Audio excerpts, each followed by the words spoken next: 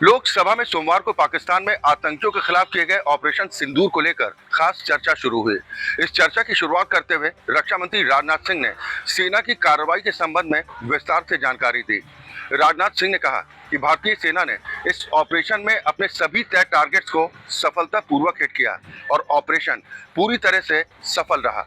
इसके साथ ही रक्षा मंत्री ने कांग्रेस के पूर्व अध्यक्ष और लोकसभा में नेता प्रतिपक्ष राहुल गांधी की भी जमकर घेराबंदी की।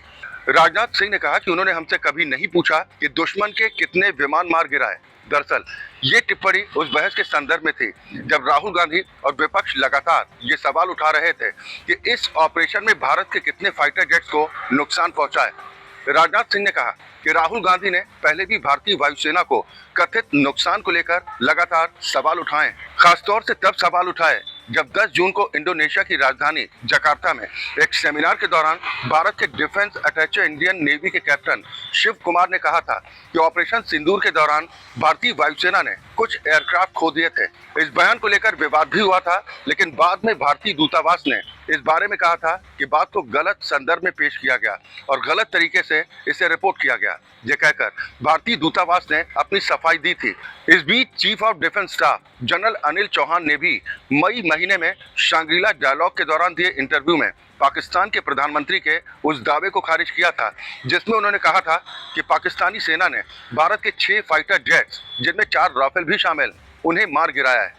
सीडीएस जनरल अनिल चौहान ने कहा था ये दावा बिल्कुल गलत है। उन्होंने ये भी कहा था कि असल मुद्दा ये नहीं है कि कितने जेट गिरे, बल्कि ये है कि वो गिरे क्यों, कहाँ गलती हुई और हम उससे क्या सीख सकते हैं, ये ज़्यादा महत्वपूर्ण है। उन्होंने स्पष्ट किया कि नंबर नहीं बल्कि विश्लेषण ज़्यादा जरूरी है। हालांकि एक अन्य इंटरव्यू में सीडीएस जनरल अनिल चौहान ने यह स्वीकार किया था कि 7 मई को ऑपरेशन सिंदूर के शुरुआती चरण में भारत को नुकसान पहुंचा था। उन्होंने कहा था कि शुरुआती चरण में कुछ नुकसान हुए, लेकिन ये समझना जरूरी है कि वो नुकसान क्यों हुए और उसके बाद हमने क्या कदम उठाए।